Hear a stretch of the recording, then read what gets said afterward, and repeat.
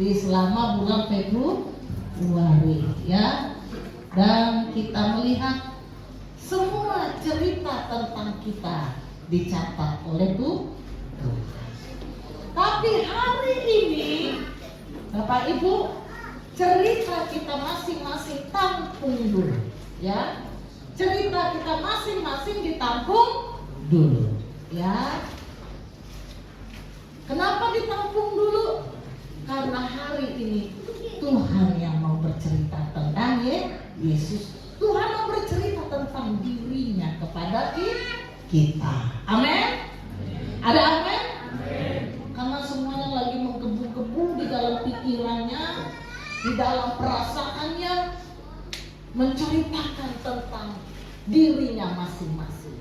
Tapi hari ini biarlah Tuhan yang menceritakan tentang dirinya kepada kita. Baik Bapak Ibu dikasih oleh Tuhan Yesus. Ya, tema firman Tuhan hari ini adalah Tuhan dekat pada orang yang hancur hati. Haleluya. Mazmurnya terpotong. Ya, sama-sama dengan saya katakan Tuhan dekat pada orang yang hancur hati. Pernah lihat orang yang hancur hati? Jangan lihat orang, tapi kita sendiri. Pernah merasakan tentang hancur hati? Hah? Hatinya itu di dalam itu hancur. Pernah melihat sesuatu yang hancur? Hah? Ada barang sesuatu yang hancur gitu, pernah lihat? Bisa nggak dibentuk kembali? Halo? Bisa nggak dibentuk kembali? Ketika ada barang kita jatuh, ya, ketika ada barang kita jatuh seperti benda sesuatu atau keramik gitu, jatuh gitu, ya, kira-kira bisa nggak dibaguskan lagi? Bisa nggak? Bisa, tapi perlu proses. Betul? Perlu proses. Seperti di tangan penjunan, tanah liat di tangan penjunan, ya.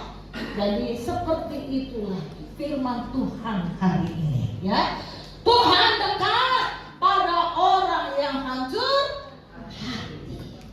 Nah, berbicara tentang hancur hati, semua orang di bumi ini tidak ada yang terkecuali, siapapun itu dia, baik dia itu pendeta, baik dia seorang bos, seorang pengusaha, maupun siapa saja yang ada masih hidup di bumi ini, pasti mengalami namanya kehancuran hati, ya. Nah, coba kita lihat di dalam kitab Mazmur pasal 34 ayat yang ke-19, kita baca bersama-sama. Coba buka Alkitabnya. Ya, sudah dapat semua? Ya, mari kita baca bersama-sama. 1, 2, 3. Tuhan itu dekat kepada orang-orang yang patah hati, dan Ia menyelamatkan orang-orang yang remuk jiwanya. Nah, ternyata Tuhan itu dekat kepada orang-orang yang seperti itu. Ya, bukan pada orang yang lagi hidupnya foya-foya. Ketika dia sudah hancur hatinya, di situ Tuhan kerja. Ketika anak sulung dan anak bungsu, ya. Ketika dia punya segalanya, dunia ini miliknya, ya. Tetapi ketika dia tidak punya apa-apa lagi, semuanya habis, kok Tuhan ada di situ?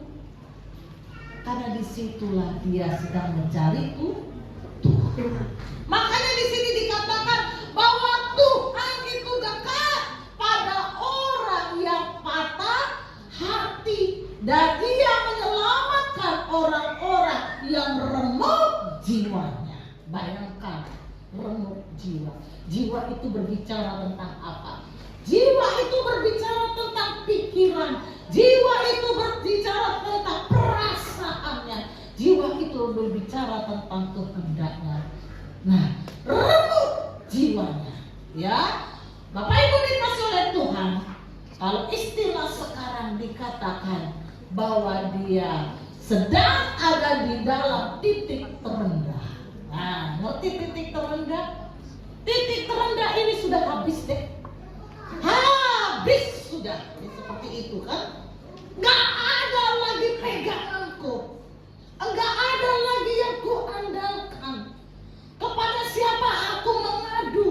Aku mau makan apa? Aku mau melakukan apa? Nah, ini adalah orang sedang mengalami suatu titik terendah. Dan ketika mengalami titik terendah, betul-betul jiwanya remuk sekali, ya, hancur sekali hatinya. Nah, Bapak Ibu dikasih oleh Tuhan, fase ini adalah fase terberat dialami oleh seseorang, dan akibatnya banyak diantaranya putus asa, ya, banyak diantaranya kecewa, ya. Banyak sekali yang mengalami stres. Lebih tinggi dari stres namanya depresi. Ya, nah Bapak Ibu, mau melihat orang stres, mau melihat orang depresi, itu orang sudah sakit jiwa. Kalau Bapak Ibu mau mendaftar, silakan daftarlah di Gadot. Karena di situ penampungan orang-orang yang sakit jiwa, ya, orang-orang yang sedang diobati, ya, sedang proses. Nah, Bapak Ibu dikasih Tuhan, mari telusuri tentang diri kita, ya. Apakah aku ini golongan orang yang sedang stres atau depresi? Karena persoalan yang tak pernah berhenti, ya, datang persoalan ini, muncul lagi persoalan baru, dan kita dikelilingi oleh persoalan. Bapak Ibu dikasih oleh Tuhan, ini perkataan orang dunia bahwa hidupnya selalu dikelilingi oleh persoalan. Ini untuk orang dunia. Tapi kalau dia anak Tuhan, dia selalu berkata, aku dikelilingi oleh kasih karunia. Beda nggak? Beda. Nah, orang dunia yang katanya anak Tuhan tapi hidupnya masih gaya dunia, dia dikelilingi oleh dengan persoalan. Bapak Ibu dikasih oleh Tuhan, dia sedang masuk ke dalam titik terendah. Nah, orang yang mengalami titik terendah ini, apakah harus kita buang? Gak mungkin, ya. Tapi dia harus diselamatkan. Ada amin?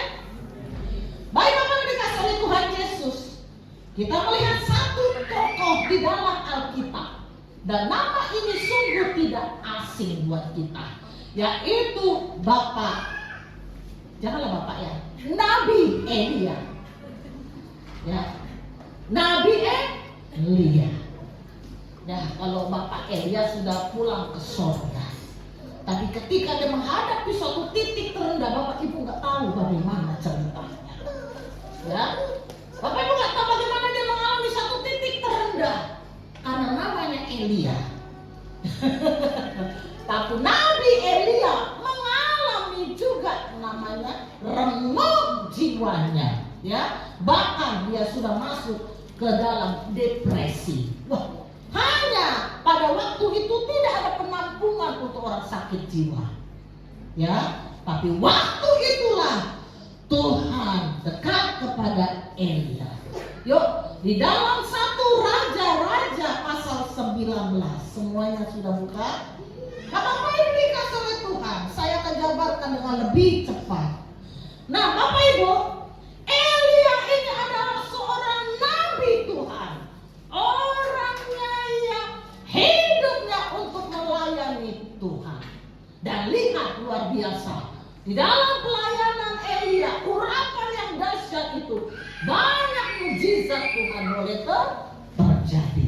Tetapi kenapa seorang nabi besar, seorang yang diurapi oleh Tuhan, bisa mengalami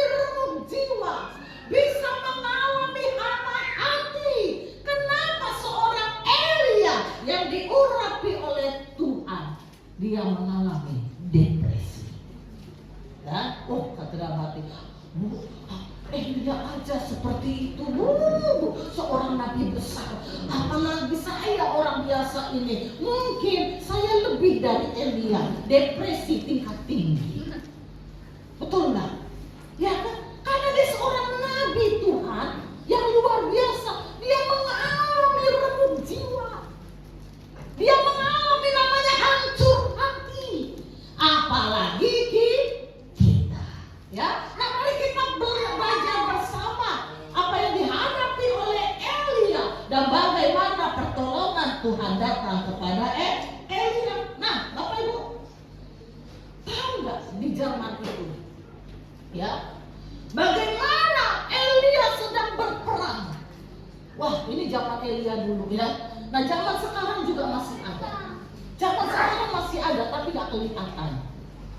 Nah, ketika Nabi Elia berhadapan dengan siapa? Para dukun-dukun zaman dulu. Ya, para dukun-dukun, penyembah berhala, terang-terangan.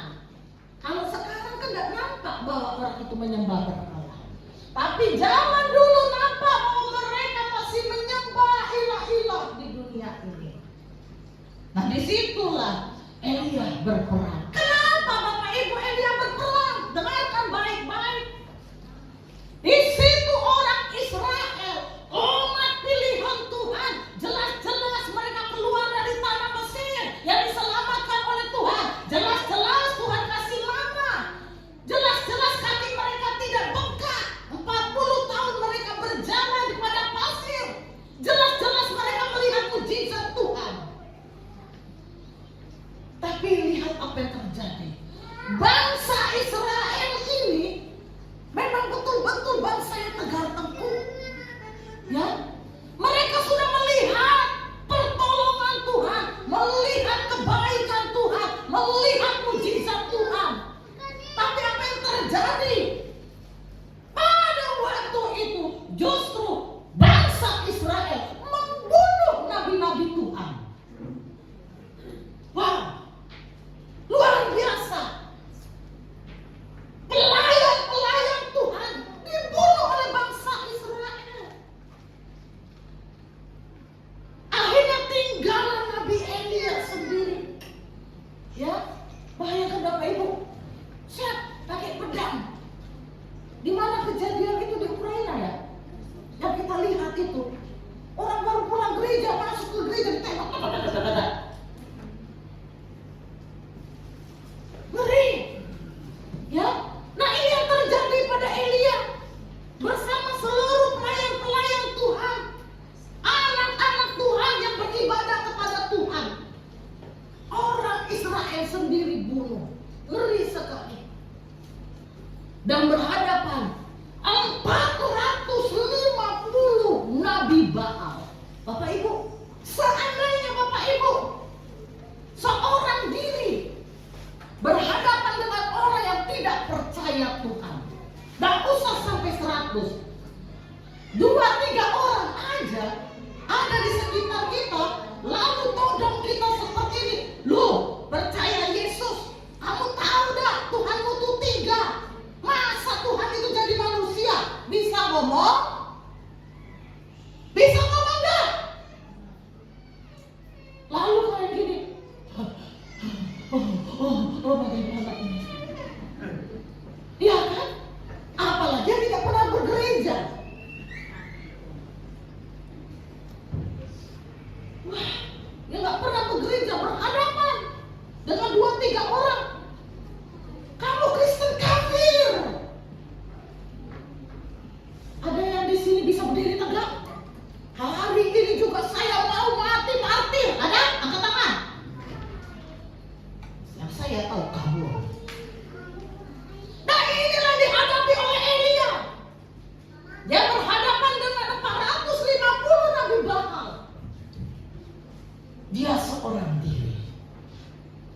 Peristiwa yang sangat naas. Lalu ditantang oleh Nabi Elia, kalau Allah yang kau sembah itu adalah Allah yang benar, Allah yang menolong engkau saat sekarang, ini, bawa persembahanmu, dan persembahanmu itu akan diterima oleh Tuhan sekarang ini. Wow, seorang diri berhadapan dengan 450 Nabi Baal. Lalu apa yang terjadi? Dari kisah ini kita boleh melihat semua Nabi Baal itu satu pun semuanya dipermalukan oleh Elia. Benar kan? Allah yang kau sembah itu adalah Allah yang tidak bertanggung jawab. Padahal kau sudah jor-joran, teriak-teriak, tapi dia punya telinga tapi tidak mendengar. Dia punya mata tapi tidak bisa melihat. Dia punya hidung tapi tidak bisa mencium. Bahkan dia punya kaki tapi dia tidak bisa berlari.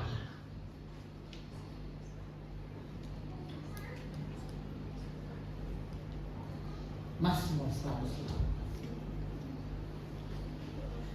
Dia tidak bisa melakukan dengar kau. Hai nabi-nabi Baal. Seharusnya Bapak Ibu, ketika engkau ada orang sekitar seperti itu, jangan gimana ini? Gimana ini?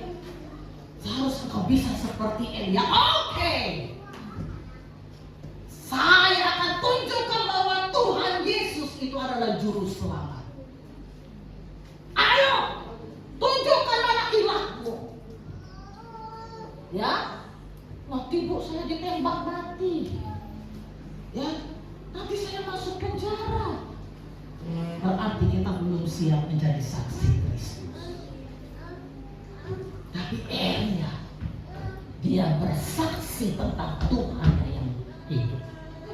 Dan disitulah apa yang terjadi. Seluruh nabi-nabi Baal itu mati, dimakan api. Nah Bapak Ibu, kenapa begitu Elia bisa stres? Lalu kedengarlah kabar itu bahwa Elia sudah membunuh nabi-nabi yang disembah oleh Isabel. Hei, prajurit, tangkap itu Elia. Dia sudah bunuh nabi-nabi kita.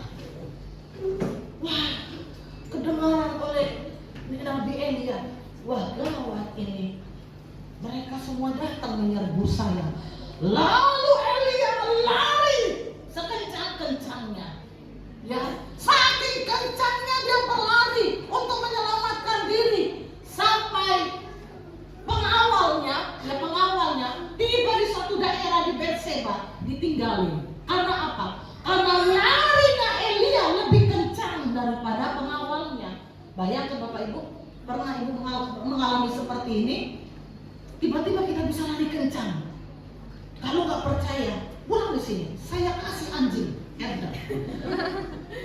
Ya, apalagi anjing itu rabies.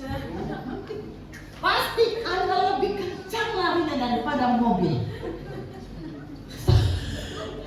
Kalau itu motor sama mobil. Nah seperti itulah Elia. Ya, larinya sekencang-kencangnya sampai pengawalnya ditinggalin dia. Karena apa? Karena dia ketakutan dengan seorang wanita namanya Isabel. Saya nggak tahu apakah dia boru si mandung kali. Tidak. Ya, ada orang bilang, aku takut dengan si perempuan. Apa dia tunduk kepada Isabel? Kenapa akhirnya menjadi pengikut daripada Isabel? Dia keturunan daripada Israel. Isabel ini masalah ini. Makanya Bapak Ibu, spirit Isabel ini harus dijauhkan, harus dibuang. Karena spirit Isabel ini adalah membunuh. Supaya orang itu bertekuk lutut di kaki dia dan menjadi pengikut daripada Isabel. Tapi Elia dia tahu bahwa Isabel ini penguasa. Bayangkan nabi-nabi Baalnya aja tunduk kepada Isabel. Dia lari sekencang-kencangnya. Ya, Bapak Ibu dikasih oleh Tuhan. Dia pergi kepada gurun sana. Nah, lalu apa yang terjadi? Sudah jauh dia pergi, masuklah ke padang gurun. Dia berlindung di pohon ara, bukan ara. Ya, di bawah pohon ara itu dia berlindung. Rambutnya sudah semakin panjang, jenggotnya sudah semakin panjang. Mungkin rupa daripada Elia itu tidak ada lagi. Lalu di pohon ara itu dia ngomong begini. Ini orang depresi ya, karena dikejar-kejar oleh Isabel. Artinya dia dikejar-kejar dengan ketakutan, rasa takut yang sangat kuat. Takutnya luar biasa. Makanya ketika di bawah pohon ara dia bilang begini, Tuhan, aku sudah tidak sanggup lagi berdiri. Aku takut Tuhan. Aku dikejar-kejar Isabel Tuhan. Putus asa. Kemana dia lari? Karena seluruh pelayan, seluruh pengikut Tuhan sudah dibunuh oleh nabi-nabi Baal. Tinggal dia seorang diri. Lalu dia bilang gini, Tuhan, ambil saja nyawaku. Nah, ini adalah orang yang sudah masuk ke depresi tingkat tinggi. Pernah mengalami seperti ini? Ada pernah Bapak Ibu mengalami seperti ini? Ada? Kalau Bapak Ibu mengalami seperti ini, saya tahu Anda sendiri. Karena Anda sendiri. Elia seorang diri, nggak ada kawan, nggak ada pelindung. Ya, karena dia seorang diri, berhadapan dengan persoalan itu seorang diri. Lalu dia katakan, tidak ada orang yang berpihak kepada saya. Tidak ada tempat saya untuk curhat. Tidak ada tempat saya untuk ngomong. Tidak ada orang yang membela saya. Karena kesendiriannya itulah Elia putus asa. Lalu dia katakan, ambil saja nyawaku. Selesai deh, selesai. Bapak Ibu, di dalam kitab Mazmur 34 ayat 19 bahwa Tuhan itu dekat pada orang yang memuji Tuhannya. Hati daripada Elia sedih, dia hancur hati, kecewa karena bangsa Israel, umat pilihan Tuhan, mereka meninggalkan perjanjian Tuhan. Ini kesedihan daripada Elia.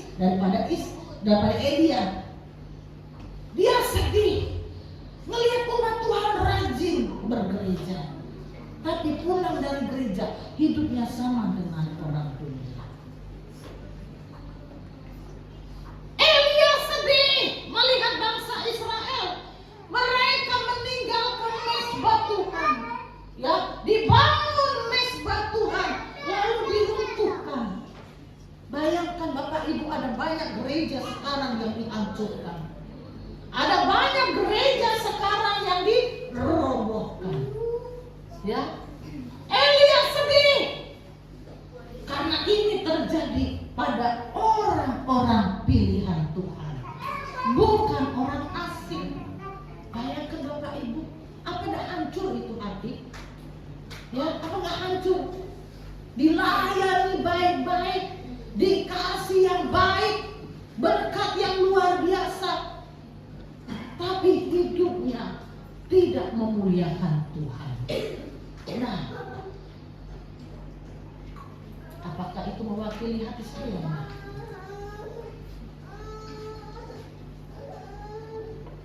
Itulah yang dialami oleh Elia. Apa yang dikasih oleh Tuhan? Elia adalah seorang nabi besar, tapi dia adalah manusia biasa. Dia bisa makan, dia bisa minum, tapi dia adalah seorang nabi besar. Dia adalah manusia biasa. berarti tidak benar itu Nabi Elia itu ya. Dia bisa kecewa. Dan Nabi dia. Kok Nabi bisa kecewa? Kok Nabi bisa putus asa? Dengarkan baik-baik. Nabi itu juga manusia. Pendeta juga manusia.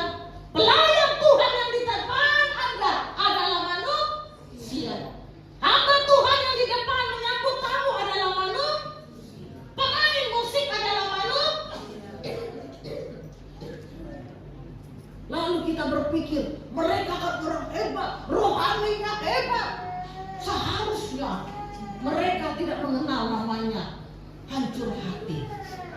Elia mewakili kita, seorang nabi besar. Dia mengalami namanya hancur hati. Dia mengalami namanya kecewa. Dia mengalami namanya putus asa. Dia mengalami namanya air mata. Ya, mengalami satu kesedihan. Nah, Bapak Ibu dikasih oleh Tuhan. Dari cerita Elia ini, kisah Elia ini, mari kita lihat bagaimana pandangan Tuhan pada orang yang mengalami hati yang hancur. Kita lihat yang pertama, bahwa Tuhan melihat kita, diperhatikannya kita semua, dan Dia melihat penderitaan kita. Jangan katakan Tuhan gak lihat saya kan. Halo,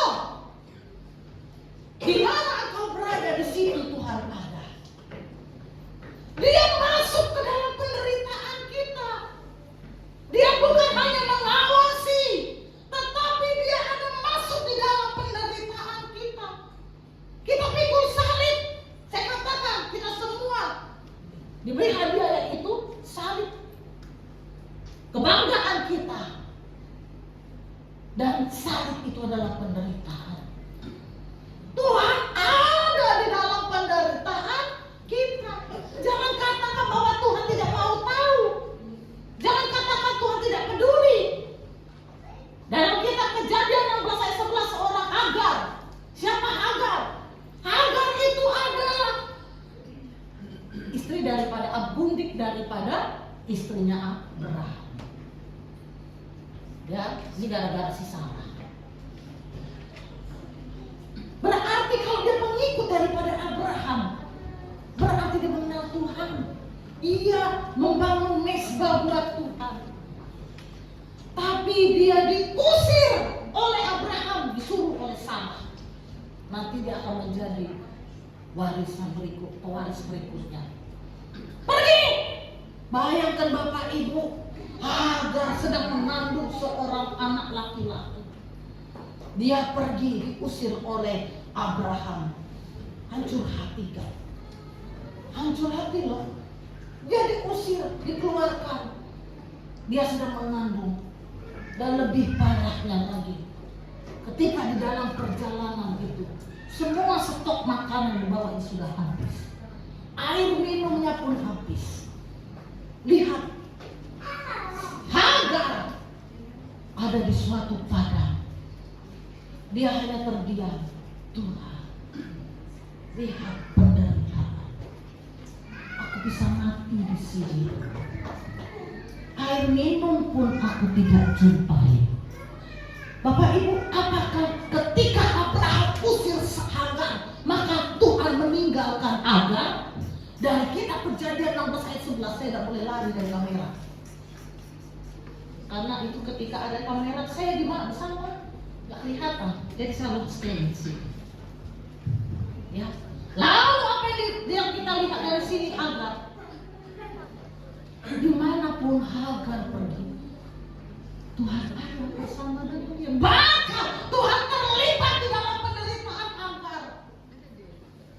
Dia berseru, Tuhan, aku gak punya apa-apa lagi. Sedang di dalam kandunganku ada seorang anak keturunan daripada Ibrahim. Apa yang dikasih oleh Tuhan? Disitulah ada mata air yang keluar. Ya, lahai roh, Allah menyediakan. Ya, ada air yang membuang di situ agar bisa minum.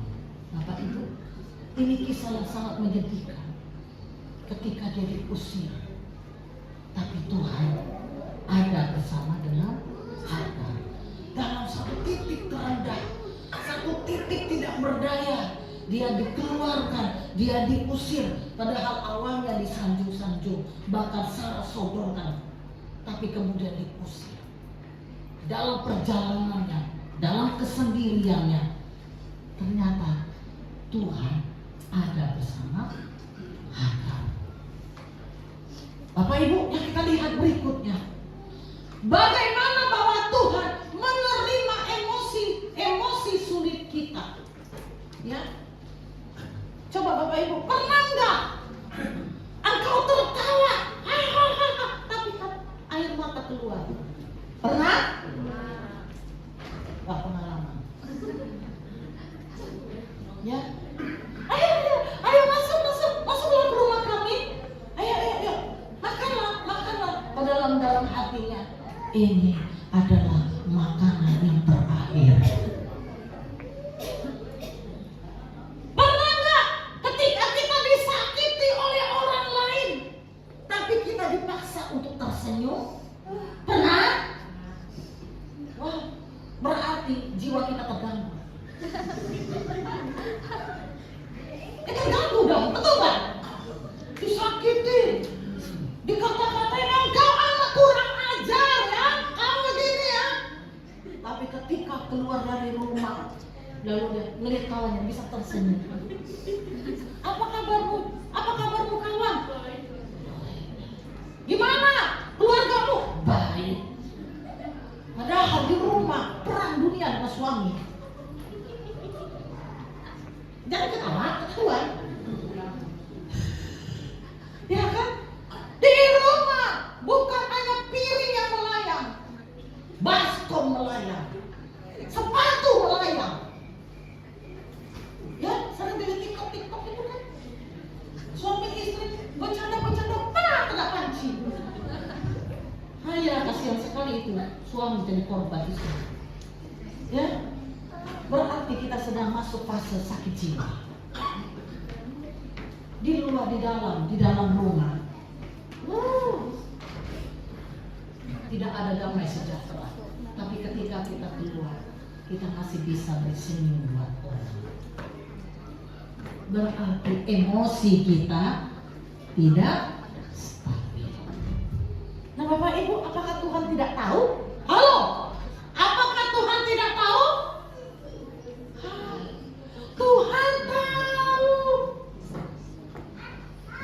Ya, kalau engkau datang ke gereja, soraklah, haleluya, soraklah, lalu engkau tersenyum, ya, engkau tersenyum bangga karena kau punya Tuhan.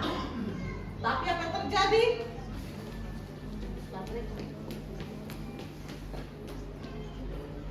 Ya, apa yang terjadi berikutnya? Karena engkau bersorak-sorak, tapi hatimu menangis. Tuhan, uang sekolah anakku udah 3 bulan gak dibayar Tuhan. Tuhan, bapaknya anak-anak di PHK Tuhan. Tuhan, penghasilan kami tidak cukup loh Tuhan. Tapi WL ngomong, beri tepuk tangan buat Tuhan. Soraklah, tepuk tangan dari kepala. Haleluya. Bisa ya? Kita tepuk tangan. Tapi dalam hatinya dia berteriak. Ini emosi.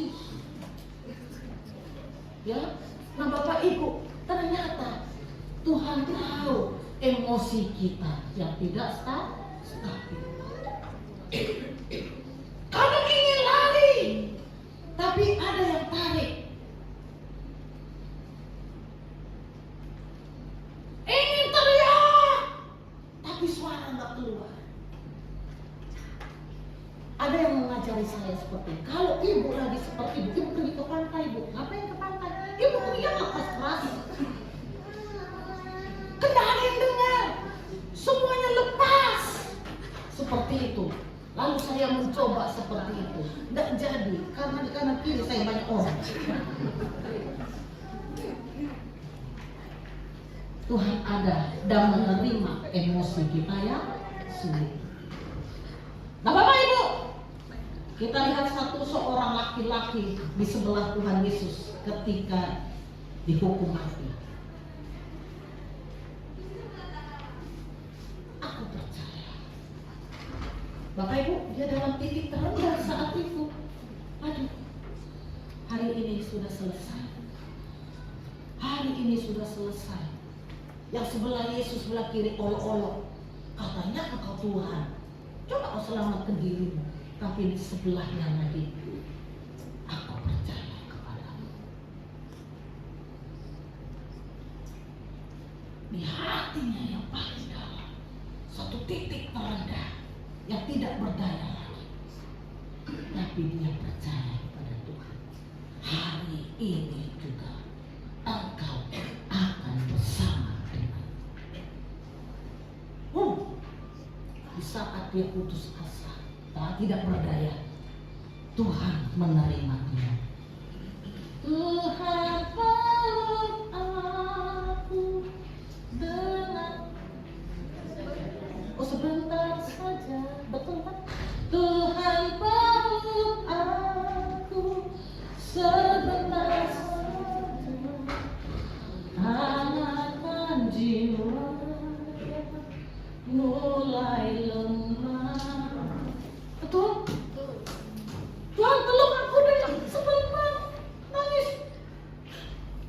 Tak sanggup Tuhan, tak sanggup Tuhan kehilangan orang dicintai, tak sanggup Tuhan menghadapi orang-orang yang memusuhi aku.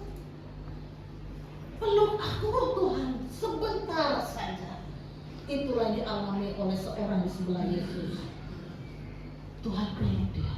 Hari ini juga engkau bersama denganku. Tuhan adalah penolong kita di dalam lembah. Seperti Elia ketika ada di pohon ara, yang ngomong, Tuhan ambil saja nyawaku, ambil saja, tidak ada lagi, supaya tidak ada yang tersisa. Tapi ketika dia ada di pohon ara, rambutnya sudah semakin mengeras dan panjang. Justru saya baca di dalam kitab, mau ketawa juga saya baca ya, di kitab 1 Raja-Raja 19. Maka Tuhan sediakan makanan, malaikat itu bisa datang. Tuhan kirim apa? Roti bakar. Oh, saya pikir, coba baca di situ ya. Maka Tuhan menyediakan roti bakar. Ada juga roti bakar zaman Elia.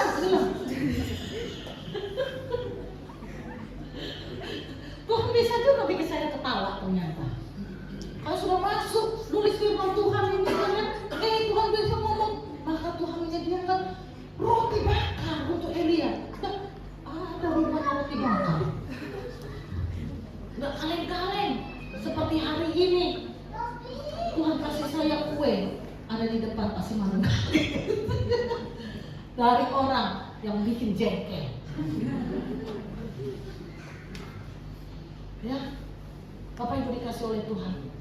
Ketika putus asa, tidak berdaya lagi, di situ Tuhan kirim makanan. Makan Elia, supaya kuat tenagamu.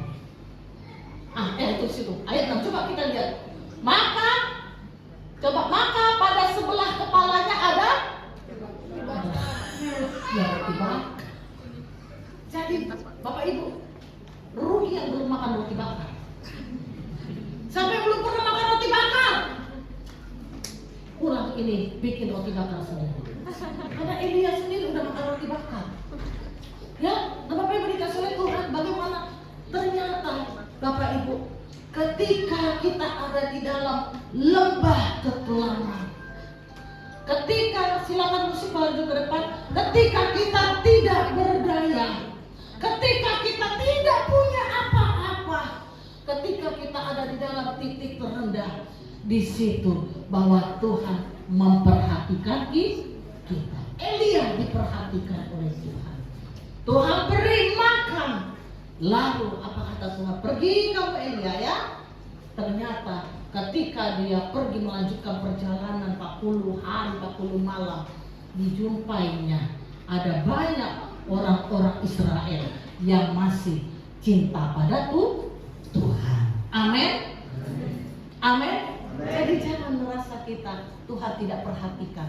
Kita tidak tahu di depan kita ada berkat-berkat baru yang tidak kita lihat dengan mata jasmani, tapi Tuhan sediakan bagi orang yang mau melanjutkan hidupnya dan mempercayai itu Tuhan. Mari kita bangkit berdiri Bapak Ibu.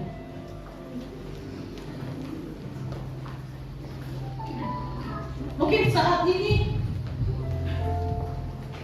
engkau mengatakan, aku ada di dalam titik itu Tuhan.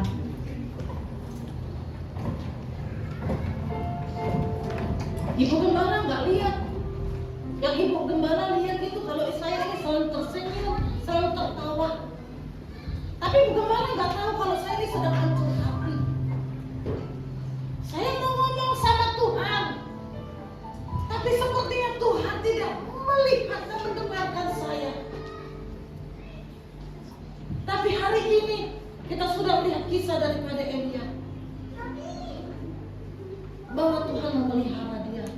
Bahkan emosinya yang tidak stabil pun Tuhan ada. Gejolak-gejolak jiwanya pun Tuhan sedang bekerja dan menstabilkan emosinya. Bahwa apa yang dipikirkan Elia itu tidak sama yang apa dipikirkan oleh Allah. Bapak Ibu, izinkan hatimu, mungkin kau sudah mengalami suatu emosi yang sulit, ada di pikiranmu, ada di jiwamu. Bahkan kau tidak bisa berkata apa-apa. Seperti Elia, sampai dia putus asa. Di dalam keputusasaan itulah Tuhan kirimkan makanan buat Elia supaya dia kuat dan melanjutkan perjalanannya. Dan dia melihat apa yang dipikirkan dia tidak sama apa yang dipikirkan oleh Tuhan. Jangan samakan pikiran Tuhan dengan pikiran kita. Tuhan dekat pada orang-orang yang patah hati. Tuhan dekat pada orang-orang mukjizat. Dia ada di dalam kita. Tuhan selalu menolongku, selalu menjagaku, segerai di rambutku tak akan terjatuh tanpa seizinku. Tuhan selalu menolongku,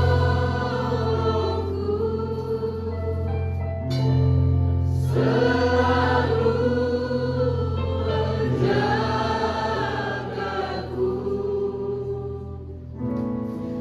Dia mengenyangkanku dan peliharaku seumur hidup. Bapak Ibu, kita ada masuk ke zaman kesulitan yang sangat besar.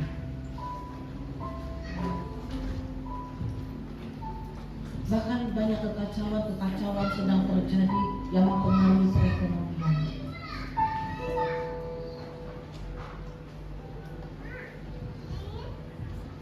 Kita membutuhkan banyak hal, banyak biaya.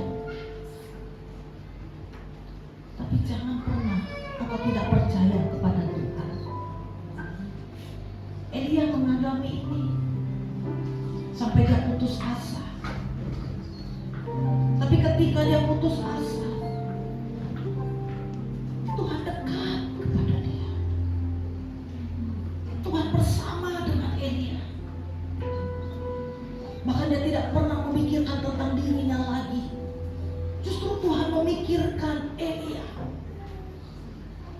yang menyediakan apa yang tak pernah dipikirkan oleh Elia. Karena Elia harus melanjutkan hidupnya. Seperti itulah kita.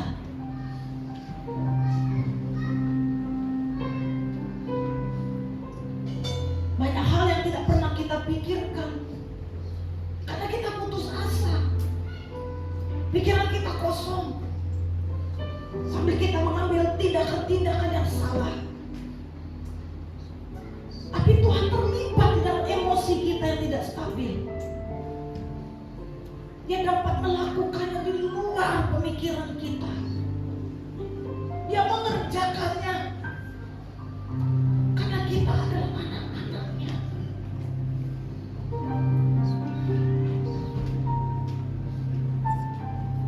Tetap percaya kepada Tuhan. Seperti Elia, dia tetap percaya kepada Tuhan. Sekalipun dia berhadapan dengan ilah-ilah dunia, dia tetap menyembah Tuhan. Sekalipun dia dikejar-kejar dan dipenuhi rasa takut, tapi dia mempercayai Tuhan. Tuhan adalah penolong, Tuhan adalah penjaga. Sehelai rambut kita tidak akan ada yang terjatuh tanpa seizin Tuhan. Dia mengontrol diri kita habis. Tak ada berkekurangan. Izinkan hatimu menjadi miliknya. Izinkan hatimu untuk Dia. Angkat itu di hadapan Tuhan. Tuhan selalu